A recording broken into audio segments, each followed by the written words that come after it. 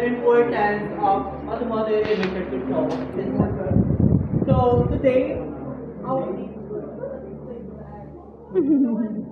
today our topic is secondary air injection system, which is connected to emission control system.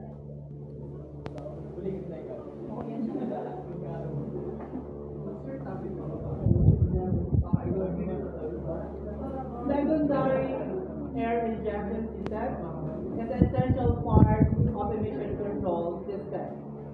Its purpose is inject fresh air into the exhaust system and outflow start. Its function